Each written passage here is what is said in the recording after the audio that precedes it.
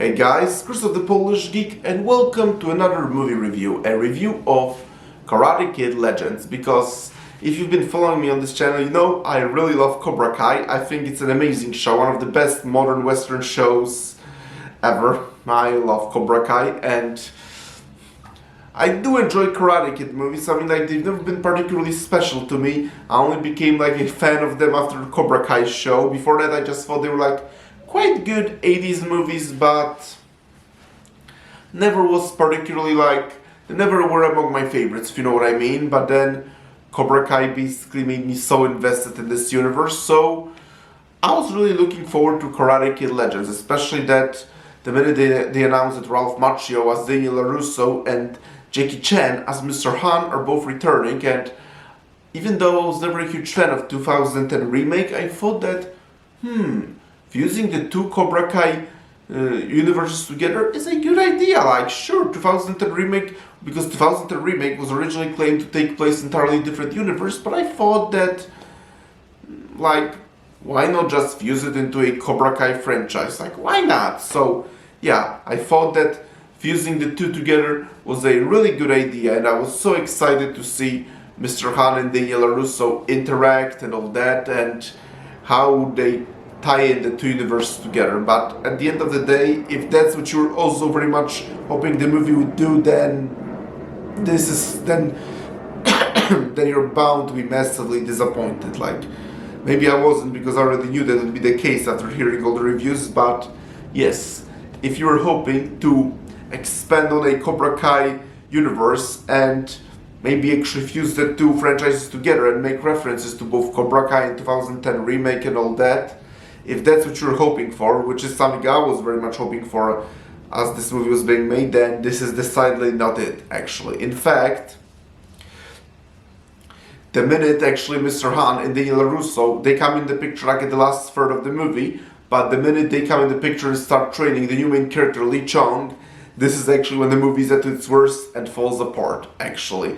It literally feels like a script was written by AI at this last third when Lee Chong starts training for the tournament. And it isn't even explained why does he need to desperately compete in the tournament. It just feels more like every other Karate Kid franchise has a tournament, so this one needs a tournament as well. And again, him participating in a tournament in the end is not a bad idea, because after all, this is what all this franchise is about. But there should very much be a reason to establish and make it clear why does Lee Chong need to compete in this tournament so desperately. Still, as I said, the minute Mr. Han and Daniel LaRusso come in the picture, that's literally when the movie starts being feel like it was written by AI, because just a montage of Lee training and then just montage of like different tournament fights being all very rushed, complete with the final fight, which is actually quite good and very well choreographed. And objectively, I think that the fight is actually better than any fight in Cobra Kai,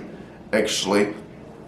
But still, they truly should really expand it on all the training and more character interactions in the second half. Though, like, there will be nothing wrong in the movie being like 40 minutes longer, at least, honestly. And I'm maybe hoping they will have an extended cut, because truly, as I said, the last third of the movie, once Mr. Han and Daniel LaRusso come in the picture, this is really when the movie, as I said, it kind of falls apart, and it just feels like a montage of bunch of scenes of Lee training and tournament scenes stitched together, really. Though, you know what was good about the movie? The entire first half. Like, ironically, before Mr. Han and Daniel LaRusso come in the picture, although in Mr. Han's case more like return to the picture, because he did show up in the very beginning of the movie, actually, having his own kung fu school. And how come he started having his own kung fu school, which is not something he had in the 2010 remake, is not explained, but oh well, whatever. But then Lee Chong and his mother moved to New York, and that's when Lee Chong has a crush on a girl whose father has an Italian restaurant, and I thought their interactions were really great and really interesting and felt so natural and realistic. Their chemistry was great, but then also Lee Chong misses learning kung fu, and then also he learns that the father of the girl he has a crush on owes some money to a loan shark, so he decides to train him in kung fu, and that story was actually quite interesting, and I was really invested in it, and I thought Lee Chong was a really likable character, as was his girlfriend, actually, although I completely forgot I was watching a movie technically set in the Cobra Kai universe, because as I said, this entire half is basically the story of Lee Chong and all that, who's entirely new character. So yes, as long as the movie was only focusing on Lee Chong, actually, I completely forgot I was watching a movie set in the Cobra Kai universe. But interestingly enough, as I just said, this is also the most interesting and the best part of the movie. And then the minute Mr. Han and Daniel Larusso fall in the picture, it literally feels like the writers basically just said, okay, now they're supposed to be training him, and then left all the rest of the work to AI. That's literally what it felt like, because as I said, the minute they come in the picture and start training Lee, just a montage of Lee training and then the tournament. Yep. And even though, as I said, the final fight was actually quite good and really well choreographed, but at the same time,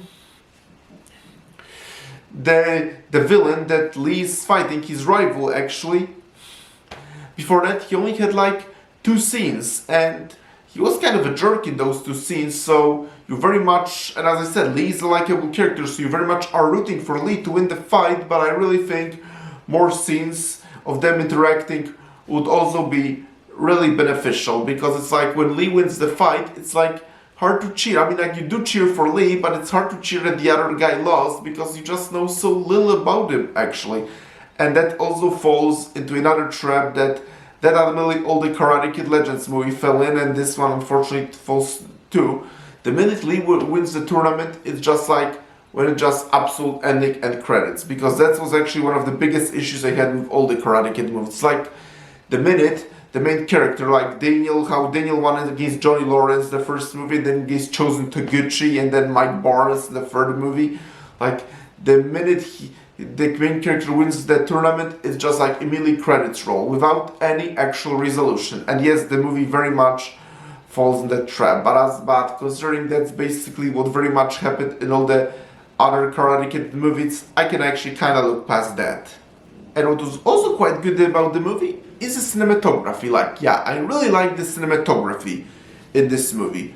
Overall, I have to say, the first half of Karate Kid Legends is really good and really interesting, and I was very much invested in the story of Lee Chong and all. Although, as I already said, I did kind of forget I was technically watching a movie set in the Cobra Kai universe. But then the minute Mr. Han and Daniel Larusso come in the picture, that's when the movie does kind of fall apart. Because especially that Daniel Larusso, even in his case, I would say that it does feel like he was like put there at the last minute of the movie. People say that Mr. Han and him are basically like side characters, but I guess you could say that about Mr. Han, but not Daniel Larusso. In Daniel Larusso's case, it feels like he was literally thrown there at the last minute, because you could just have Mr. Han train Lee for this tournament and the story would not have changed one bit. Like, Daniel Larusso literally feels like he's just there really, without really bringing much into a story. It literally feels like he was just thrown in there at the last second because people love Cobra Kai, so let's bring in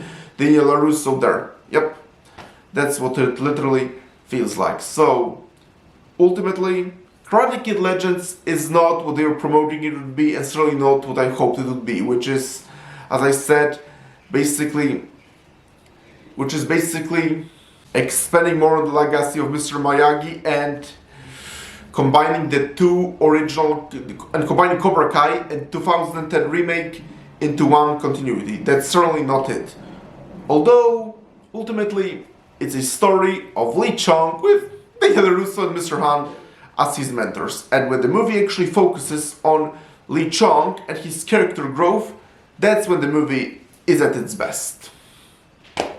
So, ultimately, as I said, if you want an expansion on the Cobra Kai universe and fusing 2010 remake in there, then look elsewhere. This is certainly not it. I mean, look elsewhere, look nowhere, because there's nowhere to look for, but this is certainly not it. But if you just want an interesting story that you might be invested in with a likable main character, then I do think this might be it, even if it does kind of fall apart at the last third of the movie. So, thank you all of you for checking out this movie review. Press the like button, please subscribe to this channel, and I will talk to you soon in another video. Talk to you then. Bye.